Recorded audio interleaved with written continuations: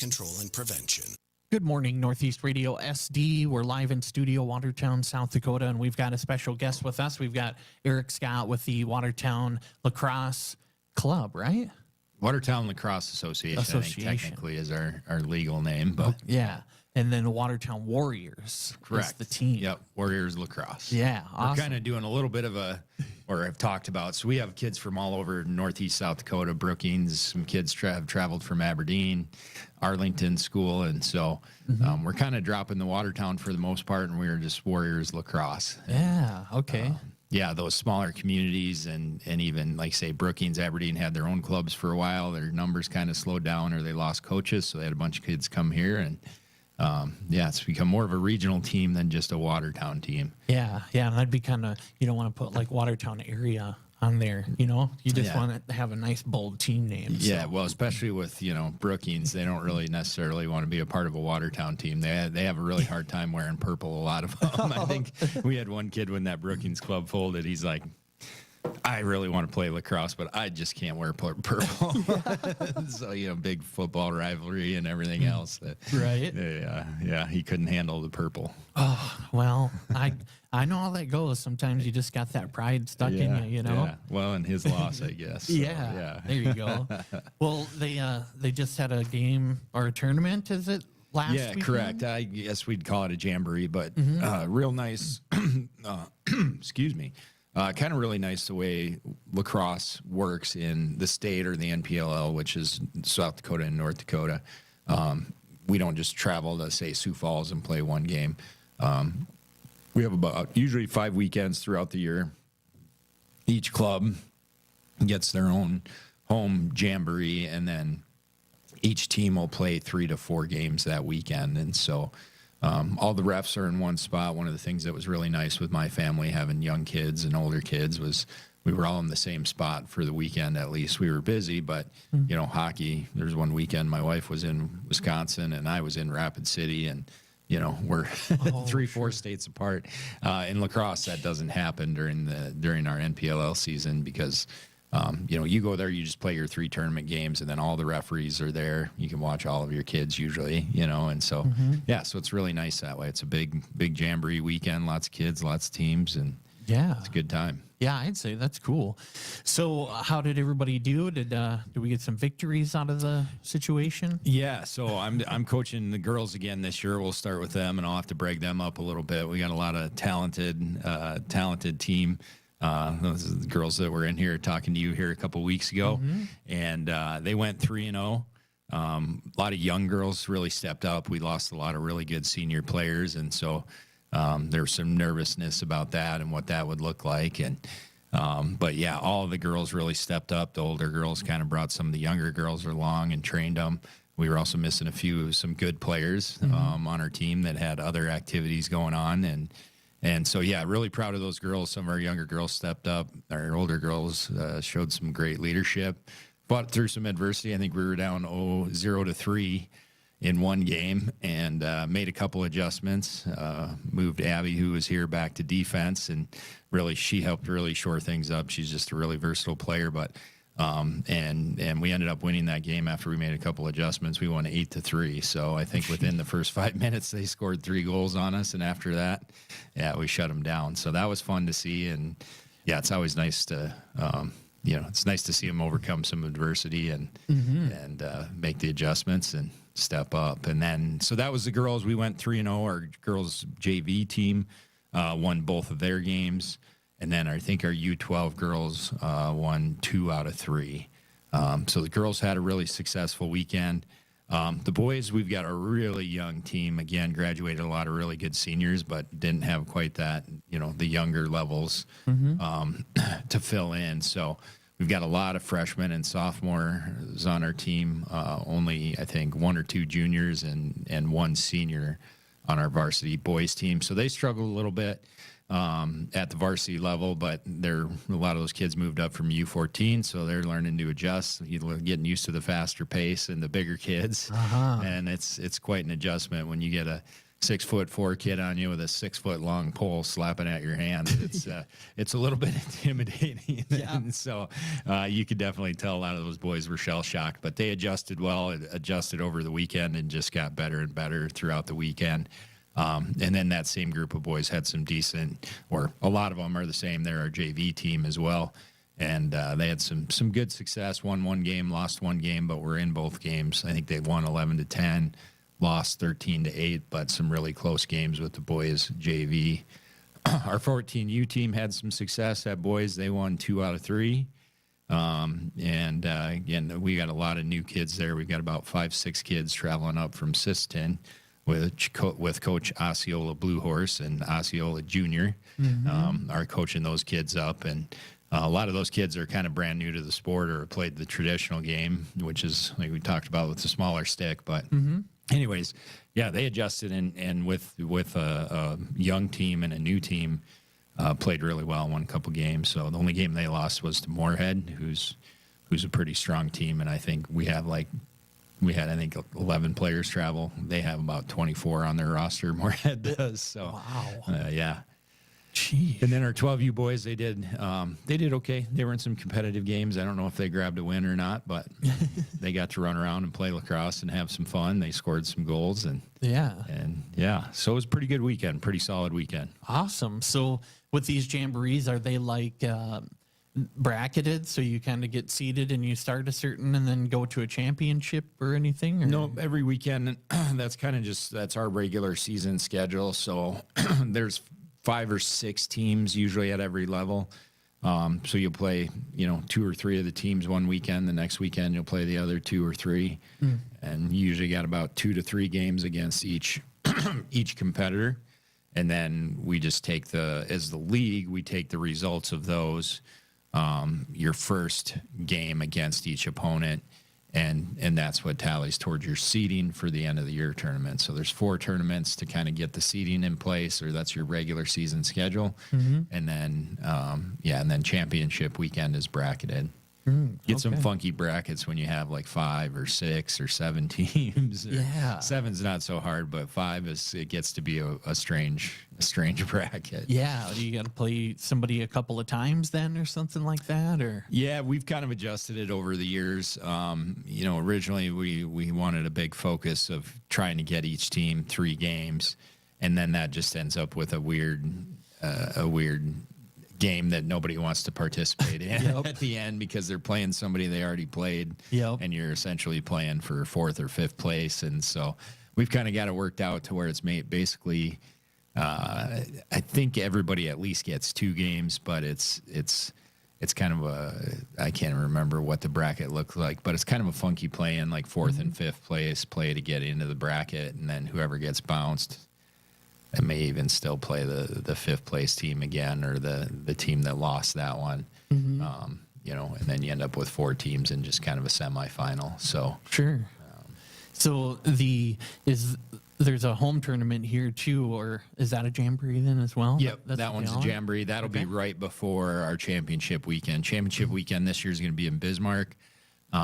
We are in Black Hills. We're going to be heading out tomorrow, playing the Black Hills this upcoming weekend, and then the next weekend's in Grand Forks. We got a week off for Memorial Day, and then I think it might be like May 30th and June 1st, or it's right at the end of May, beginning of June is our Watertown tournament, jamboree. I guess we call it a tournament, but without the brackets and a champion, it's not really a tournament. So, but that's our jamboree there, and we'll have all levels. We'll have 300-400 lacrosse players and their families running around Watertown, and things will be really busy. Wow, that's a lot of people to bring to town. I think for a sport that some might not think is as popular, but that's a lot of dedication and a lot of volunteering and stuff, to get all that stuff put together. Oh yeah, we got to go. We paint the fields. Our volunteers for our club go out and paint the fields. A lot of us dads take Friday off and head out there, get those painted up.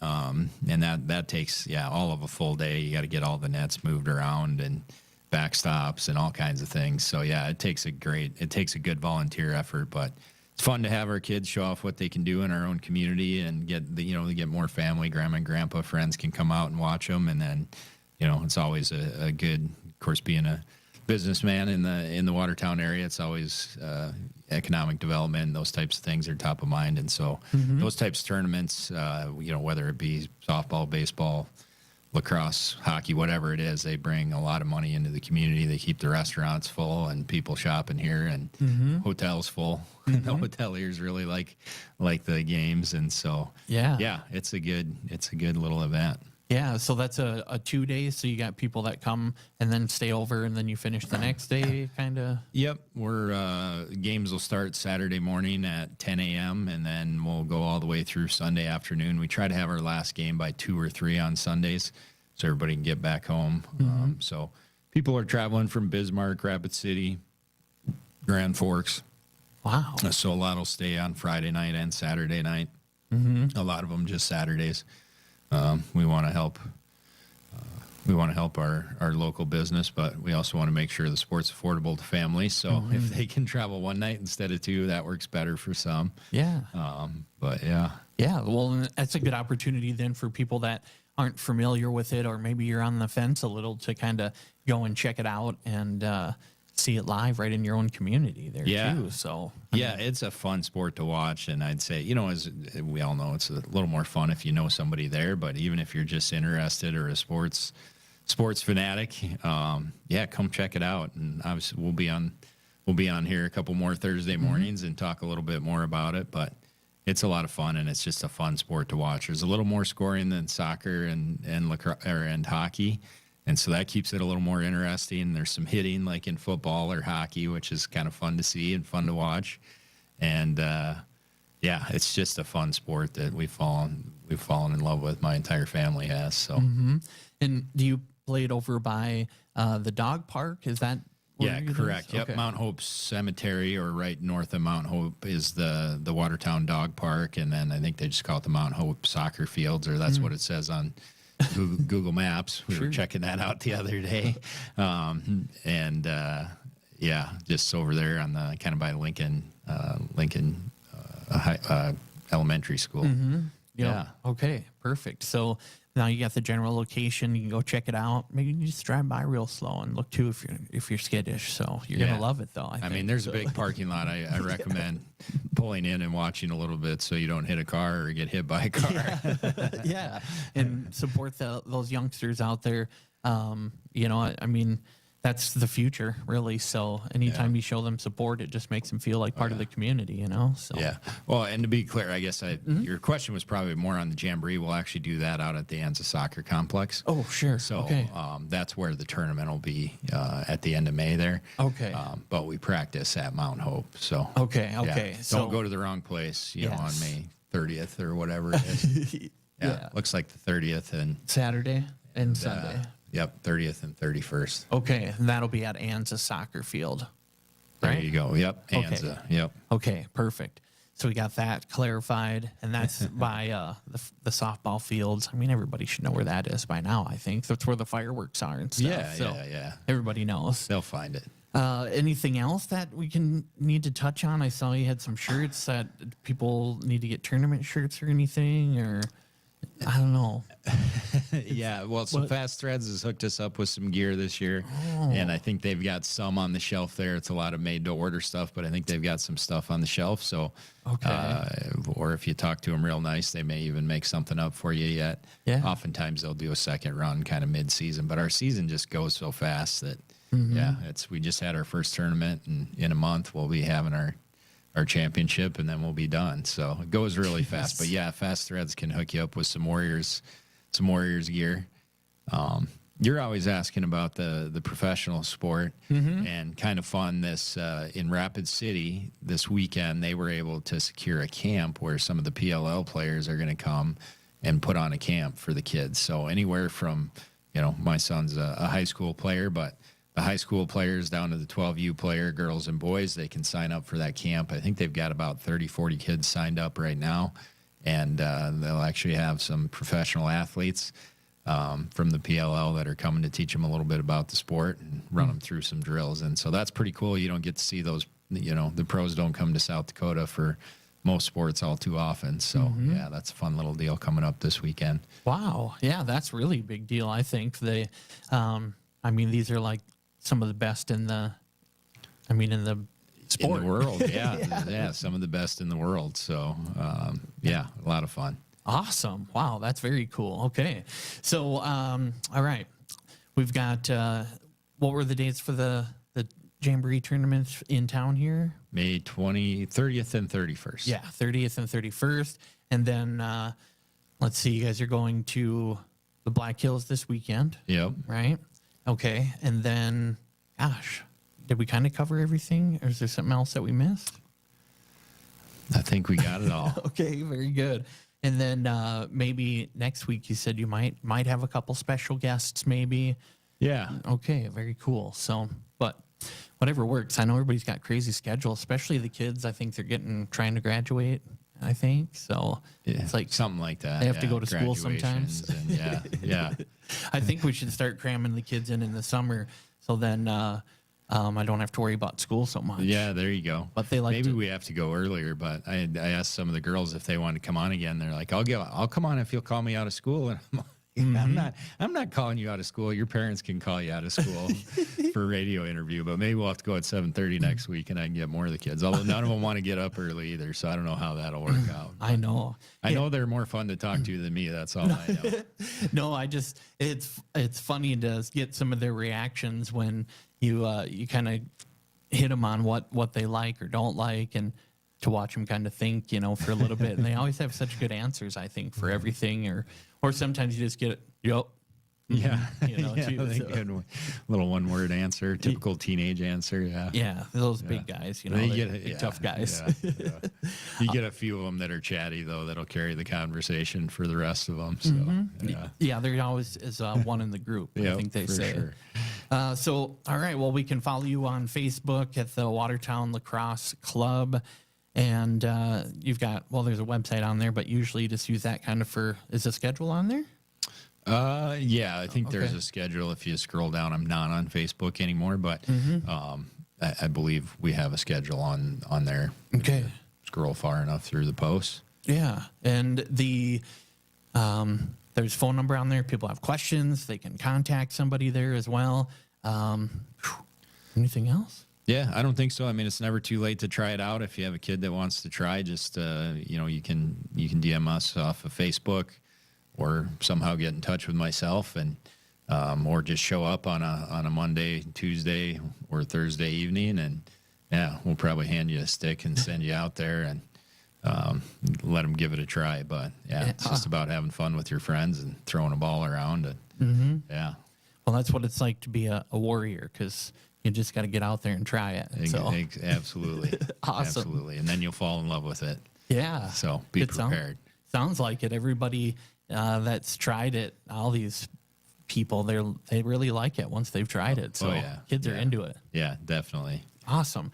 Well, thanks, Eric, for everything that you do and coming in and taking this extra time to kind of help get this out there. Hopefully, maybe we'll pick up a few more kids or a few more fans or something like that. So, Yeah. appreciate it. Awesome. Thank you. You bet. Well, we'll get back to some music here on Northeast Radio SD, Watertown, South Dakota.